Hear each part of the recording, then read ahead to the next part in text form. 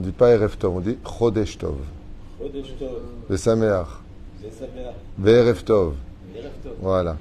On est ce soir, Rosh Chodesh Av. Tu sais ce que dit la Gemara dans Ta'anit à propos du mois de Av. Mishinichnas Av, mema'atim besimcha. Alors arrête de faire le bleed. Shem verechotcha tzedik, Erev Tov lekulchem. On a un shiur ce soir pour accueillir Rosh Chodesh Av en espérant que Bezrat Hashem, ce mois qui est le mois le plus difficile, comme nous dit la Gemara, fais attention, le Shulchan Aruch, c'est un mois où tout ce que tu peux éviter de faire, qui comprend des risques, ne les fais pas. Si tu peux les repousser à après Tisha B'Av, Bezrat Hashem, en Tunisie, on appelle ça la période de... Vous savez? Comment on appelle cette période? Again. Vous savez pas? Again. Alors j'ai fait un cours cet après-midi sur les lois de Ben Hametzarim à partir de Rosh Chodesh où les choses deviennent plus difficiles.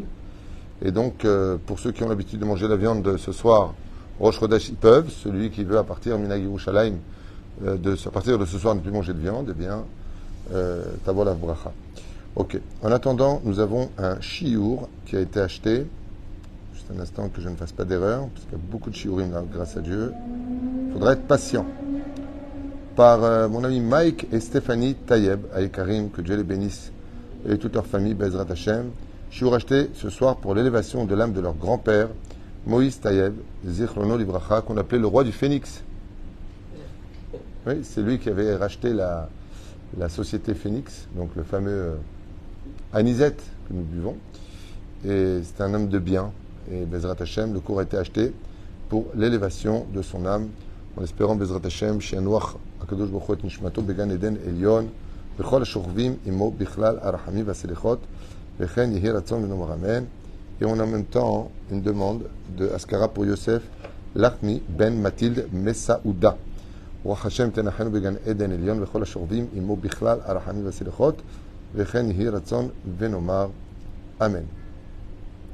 Ce soir aussi, ce sera Sinaskar pour Amram Ben Yaakov et Esther Abersera. Mais ça, le shiur aura lieu demain matin puisqu'il a été commandé pour mercredi 19 juillet. Alors, sans plus tarder, on commence notre shiur sur un sujet important, comme tous les sujets d'ailleurs à mon avis. Mais pourquoi je dis que celui-ci est particulièrement important? Eh bien, parce que il est très difficile en 2023 de l'ère vulgaire de réaliser que depuis 2000 ans, quasi pratiquement, nous vivons un deuil qui n'est pas palpable pour nous. C'est-à-dire que vous savez que quelqu'un qui est né en prison ne peut pas être jaloux de celui qui vivrait dans un château. Pourquoi? Parce qu'il ne sait pas ce que c'est. Parce que c'est un château. Il est né en prison et il a pris perpète. Donc pour lui, étant donné qu'il est né en prison, il ne souffre pas de la prison. Parce que lui, les couloirs de la prison, c'est sa maison. La cour de la prison, c'est son paysage. Les barreaux font partie de son décor naturel. C'est ça. Ce qui fait que si je dénature la personne, elle peut en souffrir. Mais voilà qu'un jour, cette personne qui n'avait rien connu que la prison, et qui pour lui était dans son élément naturel, sort dehors. Et il découvre un monde fantastique. Des rivières, des océans, des fleurs de toutes sortes. Mais Kitsour, il est face à quelque chose qui est tellement surprenant qu'il en est époustouflé. Voici que depuis 2000 ans, chers amis, nous vivons une situation de prison. C'est-à-dire que, combien même on pourrait acheter le maximum de maisons, les plus belles voitures du monde et des montres qui valent des milliards, on serait toujours en prison à côté de ce que la vraie nature du peuple d'Israël se demande d'être vécu. Ça veut dire quoi quand je dis se demande d'être vécu? Cela veut dire que si on était conscient de ce que le dévoilement de chaque âme juive est capable de donner dans le monde, si on était capable de comprendre combien les nations du monde se précipiteraient d'être les amis des Juifs, mais une amitié sincère et réelle, au point qu'il est marqué, il y a Avducha Amim Veishtachavu Lechaleumim, les nations du monde se prosterneront et te serviront d'eux-mêmes, pas parce qu'ils sont en esclavage, non. Il y aura pour eux un mérite de voir un Juif, de toucher un Juif, de parler avec un Juif, ce qui n'est pas du tout le cas aujourd'hui. On a peur d'être Juif et quand on nous regarde, c'est pas pour nous dire je t'aime, pour vous dire à quel point on est en prison. Et c'est ce qu'apporterait le Beth Amikdash. Alors mettons qu'on le sait, on l'entend, mais comment on peut le vivre? C'est comme quelqu'un qui reste toujours en prison depuis 2000 ans et à qui on raconte, en montrant des pseudo-photos, de ce qu'il y a à l'extérieur. C'est-à-dire que, vous le comprendrez bien facilement, que le jour où il y aura la Géoula, et que le Beth Amikdash sera à sa place, et que le monde entier aura fait une Teshuvah, c'est-à-dire 613 mitzvot pour nous, les Kohanim à leur place, et les Lévi'im, et Israël, et les nations du monde avec les Selchloa Noachid, vous allez voir quelque chose qui va vraiment nous inquiéter. Et on s'en voudra. C'est pourquoi on s'en voudra, Israël? Parce qu'on ne l'aura pas vécu avant et que c'était uniquement dépendant de nous. On attend tous la Géoula, alors que c'est uniquement elle qui nous attend depuis 2000 ans. C'est la Géoula qui nous attend. La Géoula, c'est la porte de la prison qui s'ouvre vers la liberté, alors que la fatalité nous a fait croire que, en fin de compte, dans la prison, ce qui compte, c'est d'avoir mon bol de soupe, mon morceau de pain, et d'avoir des copains avec qui parler. Voilà un petit peu à quoi ressemble notre vie aujourd'hui. Combien même on a envie de passer des vacances de Monaco jusqu'aux États-Unis et partir de pays en pays à faire des queues insupportables dans les avions pour se donner l'impression vraiment que c'est ça la vraie vie. Eh bien, si on fait un récapitulatif de tous tes voyages, si je te pose la question, ou à toi-même, qu'est-ce qui te reste aujourd'hui, maintenant? Rien. La réponse, c'est rien. La différence entre la liberté de la Torah et la prison du Yetzer Hara qui nous offre des moments de bonheur et non pas des moments de joie et non pas des moments de bonheur, des moments de joie, eh bien, c'est tout simplement de l'illusion. C'est-à-dire qu'on a l'impression de sortir dans la cour, on dit, regarde le ciel, il fait beau aujourd'hui, ah oui, il fait beau. Et on croit que c'est ça le vrai bonheur. Alors qu'en réalité, nous sommes le ciel, nous sommes les galaxies. Nous avons un lien relié à la nature pour lequel la nature a été créée. Comme ça dit le Baal HaTurim. C'est pour le peuple d'Israël, quand il s'accomplit particulièrement, que le monde a été créé. Donc en réalité, on n'est pas dans le décor, on est en face du décor, tandis que là, on s'est pris le décor depuis 2000 ans. Vous avez compris le jeu de mots, vous avez tout compris. Mais la reine, on commence maintenant le shiur, puisqu'on a fait une préface, qui dit la chose suivante. Vous savez qu'on dit un télim un peu spécial pour Tisha B'Av, Mizmor, les Asaf. D'ailleurs, on lit ce télim-là, si vous vous rappelez bien, pour tous ceux qui font Tikkun Chatzot, dans le Nachon. Eh bien, Tikkun Chatzot, Tikkun Rachel, Tikkun Léa. On dit ici, Mizmor, les Asaf, Elohim, Baou Goim, Ben Achalatecha, Samuel Yerushalayim Leim. C'est-à-dire que le télim qui commémore d'une certaine façon le souvenir de la destruction du temple que le roi David a vu avant même de construire les fondations du Beth Amikdash du premier temple, eh bien, commence par Mizmor les Asaf, et on dit, Elohim, Dieu, les nations du monde sont venues souiller ton Beth Amikdash, ils ont détruit ton temple. Et là, on a envie de poser une question qui saute aux yeux. Qu'est-ce qui ne va pas dans la phrase? Bonne réponse, Maurice, c'est le mot Mizmor. Mizmor, ça veut dire chant de David, chantre. C'est pas un chant. On aurait dû dire Kinot les David. Le mot Kinot veut dire les chants des lamentations. C'est pour ça qu'on appelle ça à Tisha B'Av les Kinot. Vas-y, les Kinot. Si vous prenez les lettres du mot Kinot à l'envers, c'est du mot Tikkun, qui veut dire les chants des réparations. Tandis que Mizmor les David, Shirul Hashem, Shir Chadash, chanter en l'honneur de Dieu. Le mot Mizmor est à connotation positive. Alors pourquoi est-ce qu'on serait positif alors qu'on parle de la destruction du temple, où le roi David a vu Beroach HaKodesh, par esprit divin, souffle d'esprit divin, qu'il y aurait la perte des deux temples, qu'ils seraient détruits. À un tel point que jusqu'à aujourd'hui, si, combien même, et au-delà de tout espoir, nous irions extrêmement bien, ça veut dire santé parfaite, argent blindé, meilleure épouse au monde, meilleurs enfants du monde, plus belle maison du monde chacun, voiture extraordinaire, tu fais ce que tu veux de ta vie, tu étudies la Torah le matin, le soir, tout va bien dans ta vie, tu ne connaîtras jamais le bonheur. Impossible. Tu vas connaître le bonheur de ce que ton cœur va te permettre de faire, parce que la pathologie d'aujourd'hui générale, c'est que les gens se sont interdits d'être heureux. C'est un autre sujet. Mais pourquoi? Parce que, à quoi ça ressemble? Eh bien, ça ressemble à quelqu'un qui a tout mis dans un saladier au niveau des épices, mais il a pas mélangé. Donc, quand il mange, là, c'est salé, là, c'est un peu trop poivré, là, il y a un peu trop d'huile. Ben, mélange! Le mélange, c'est quand il y a le Beth Amikdash. C'est-à-dire que ce qui va donner le goût à notre vie sur Terre, c'est le Beth Amikdash qui est le fouet, qui va fouetter, d'une certaine façon, tous les mélanges de ce monde et te donner un goût parfait, parce qu'ensemble, on devient parfait. D'où l'image que nous avons qu'à cause de l'indifférence des uns et des autres, de la haine gratuite, eh bien, chacun reste un élément primordial de la construction du goût sur Terre, mais comme on n'est pas mélangé, qu'on n'est pas capable de se tenir la main et de s'aimer les uns les autres, eh bien, tu as déjà vu une sauce quand tu la prépares et que tu ne mélanges pas ce qui se passe? Tu as des grains noirs ici, tu as celle qui est au fond, tu as T'as le Kosbor qui est à gauche, le machin, tu goûtes, c'est pas bon.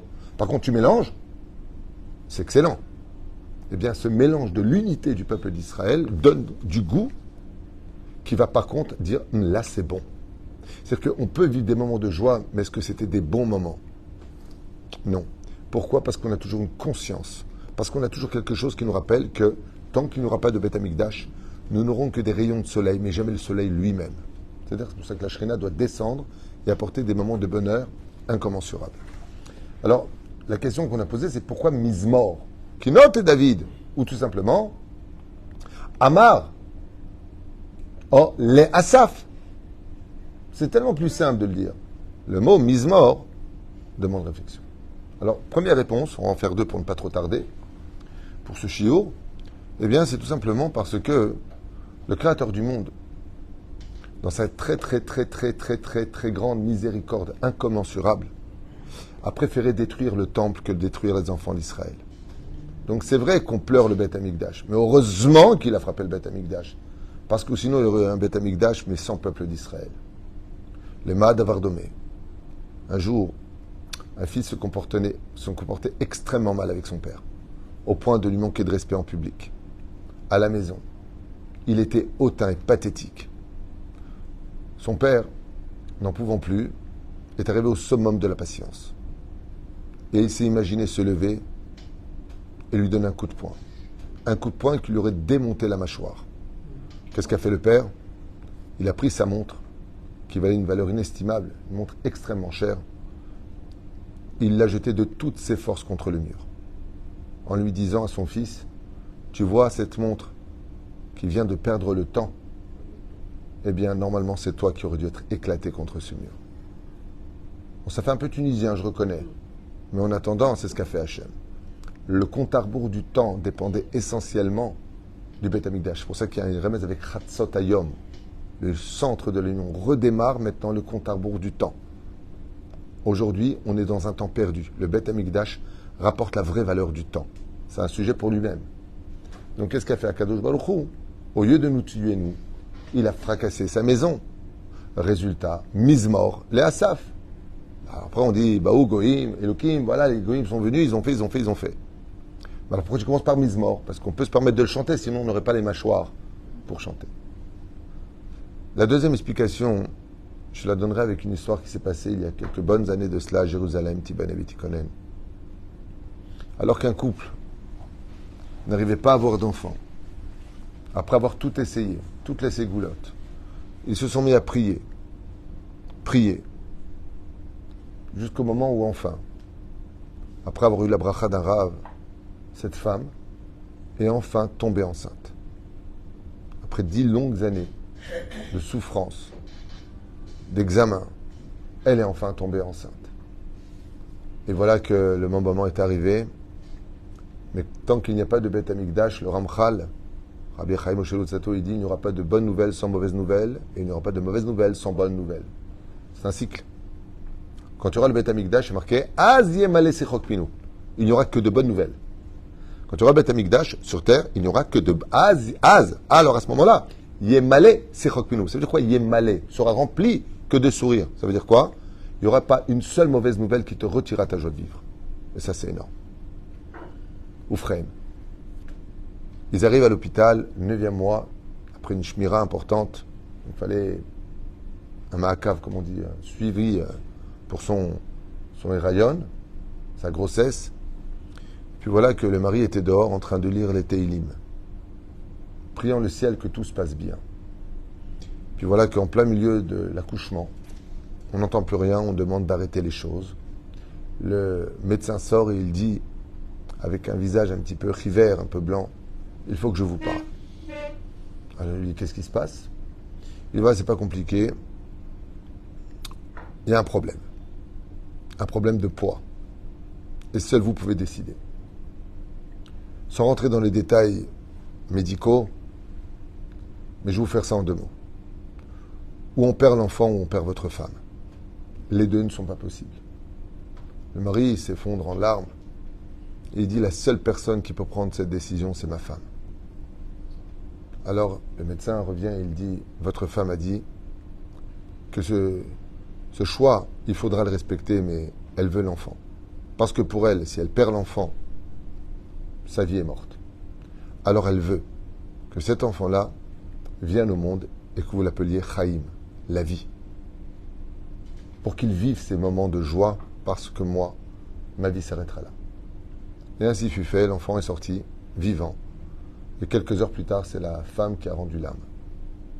Alors, bien sûr, c'était un peu compliqué puisque le lendemain, il a porté le deuil, clairement.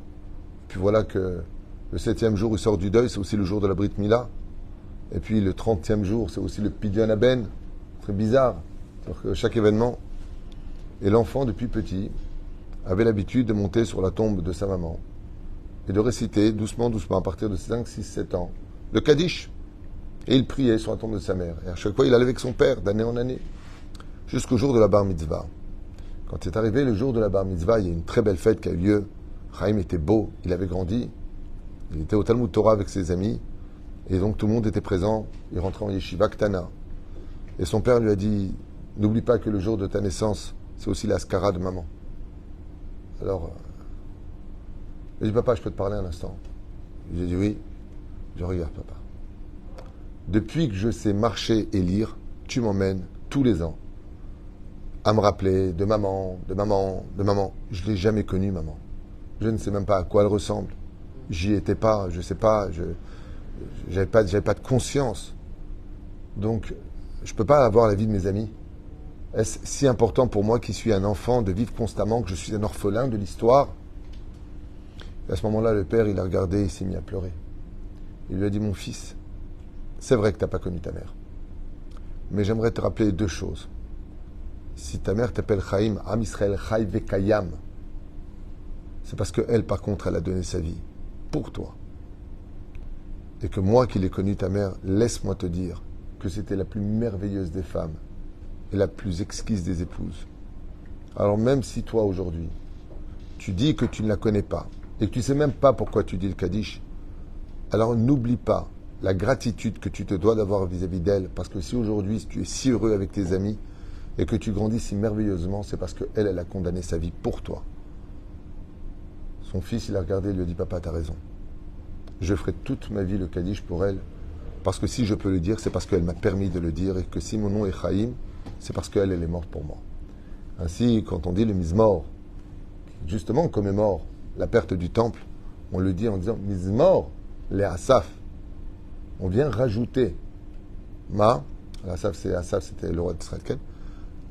On vient rajouter quelque chose qui vient nous faire comprendre que même si en 2023 de l'ère vulgaire, nous, on n'a jamais vu le Beth Amikdash, on ne sait même pas de quoi on parle. Il dit, oui, d'accord, mais toi tu vis là, ça t'es conscient là, tu kiffes là d'exister, tu sais que tu vis. Ouais, eh bien c'est parce qu'il a été détruit le temple. Et que ce serait un très très grave manque de gratitude et de savoir-vivre que d'ignorer cette période à essayer de s'éclater dans toutes sortes de lieux, alors que si ton cœur bat dans ton corps aujourd'hui, dans ta poitrine, c'est parce que le Beth Amikdash a laissé Hachem, Dieu lui-même, SDF depuis 2000 ans. Et ça, c'est quelque chose qu'on n'a pas le droit d'ignorer. On n'a pas besoin d'avoir connu le Beth Amikdash, tout comme quand un homme est né au monde, on lui a dit que c'était sa mère, mais l'instinct maternel vit en lui. L'instinct familial coule dans son sang parce qu'il sait qu'à ses parents, il doit tout. On doit tout à nos parents parce qu'ils nous ont mis au monde. Bon, après, je ne parle pas de l'éducation, parents toxiques ou pas, ou ce qui peut se passer, je parle de façon générale. Okay? Et la reine, cette histoire doit éveiller chez nous de la compassion et surtout de l'éveil. À savoir que toute l'année, on demande à Hachem, Dieu, aide-moi pour la parnassa, aide-moi pour la réussite de mes enfants, qu'on les marie, que ceci et cela. Il faut savoir qu'à partir de Rosh Chodesh Av, eh bien, le Créateur du monde nous laisse le mérite de venir le consoler avec de la compassion, parce que lui, par contre, est toujours sans maison. Alors vous allez me dire, attends, mais de quoi tu parles? C'est Dieu, vous avez raison. Et comme l'a souvent exprimé le rabbi de Lubavitch, tout le but de la création du monde, de la terre d'Eretz Israël, où les yeux d'Hachem ne quittent pas cette terre, Dieu réside en Eretz Israël, c'est pour résider parmi ses enfants dans sa maison à lui, mais vaut un petit chez soi qu'un grand chez les autres. Faites-moi un sanctuaire que je réside parmi vous. Alors si le but d'Hachem c'est cela, et qu'il ne l'a pas fait, ça veut dire que dans notre égocentrisme, dans notre égoïsme, dans notre bêtise humaine, vous vous rendez compte qu'on empêche le roi des rois, Dieu lui-même, d'accomplir ses plans. Et pourquoi? Parce que le Créateur du monde, il a créé une famille dont ses enfants s'appellent Am Israël. Un père ne peut être père que quand il a des enfants, et un roi ne peut être roi que quand il a un peuple. Ainsi donc, quand on revient sur sa terre, on fait Tikkun Chatzot, on sait que cette période est difficile, qu'on prépare ses habits en espérant qu'on n'y arrive pas. Et s'il n'y a pas de changement, jusqu'à Shabbat, il faut préparer des habits qui vont nous mener jusqu'à la fête. Parce que c'est Moed, il faut savoir que Shabbat c'est une fête, c'est Moed, c'est pour ça qu'on ne fait pas les Tahanonim la veille de Shabbat. Zachen, Bezrat Hashem, qu'on ait de la compassion et que, comme c'est marqué, tout celui qui mitabel al-Khurban betamikdash et besimchata. Il aura le mérite de revoir sa joie, et c'est ce que je nous souhaite, c'est ce que je vous souhaite. Parce qu'en réalité, ce que l'on vit aujourd'hui, même dans les meilleures conditions du monde, les plus bonnes nouvelles du monde, Mazel Tov pour le mariage, Mazel Tov pour les enfants, Mazel Tov pour la maison, malgré tout, nous sommes encore dans une prison intérieure qui ne se dévoilera à nous que le jour de la Géoula, qu'on ferait bien de demander de toute notre âme en disant Hachem, Hachem, Daï le tzavotenu vebaruch haba le simchatenu. Arrête avec toutes ces épreuves, c'est une bonne nouvelle momentanée, mais qui en fin de compte finissent dans l'oubli, en disant j'ai passé de bonnes vacances, j'ai eu un bon chèque ce mois. Qu'est-ce qui te reste aujourd'hui de tout ça? Je suppose que tu as fait des très belles affaires dans ta vie. D'accord? Et qu'est-ce qui te reste? La vraie joie, c'est celle qui vit chez toi. Vous savez, quand on est bien avec quelqu'un, je ne sais pas si vous avez connu ça avec Bernard et Bianca. Vous connaissez ça? Quand tu es vraiment très bien avec une personne que tu aimes particulièrement. On a une phrase comme ça qu'on a l'habitude de dire, on aimerait que ces moments ne finissent jamais. D'accord? Ça, c'est la phrase que l'on ressentira dès qu'il y aura le Beth Amikdash. On ne voudra plus jamais que ça finisse. Comme beaucoup de témoins racontent dans leur mort clinique que là où ils étaient, ils voulaient que le temps n'existe plus, parce qu'il n'existait plus. On ne veut plus sortir. Mais qu'est-ce que tu faisais? J'étais dans le lumière. Mais d'accord, mais qu'est-ce que tu faisais de ta vie? Rien. Je recevais simplement un amour infini. Un bien-être de vie où le souci n'existait pas. Juste l'harmonie d'être harmonieux avec Hachem. Et ce point de rendez-vous s'appelle le Beth Amikdash. La Gdil Torah la dira, et que nous soyons la génération de ceux qui feront monter nos enfants, Bezrat Hashem, pas simplement à la choupa, mais vers quelque chose qu'on attend depuis tellement de larmes. Je pense que des océans se seraient remplis, tellement notre peuple a toujours tenu compte de Tisha B'Av et de ses conséquences. Baruch Adonai Leolam Amen V'Amen. Cette étude était pour le roi du Phénix, donc du roi du Anisette. Oublié ou quoi? Aaron, Hachem Atov Ve'adagoul. En même temps, je remercie Mike pour tout ce qu'il a fait pour nous, Mamash, lui et son épouse merveilleuse, ses beaux enfants, à leur mariage, si Dieu veut. Voilà, le nom, Moïse Tayeb Zichrono Livracha, son grand-père. Roi Hashem, Tanachenu B'Gan Eden Elyon, Arbe Osher Deshenim Veranenim Yehu.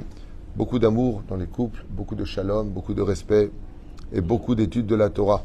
Chers amis, quand ça ne va pas dans la vie, j'en parlais encore avec ma femme dans l'avion, quand ça ne va pas dans la vie, il faut rajouter encore plus d'études de Torah.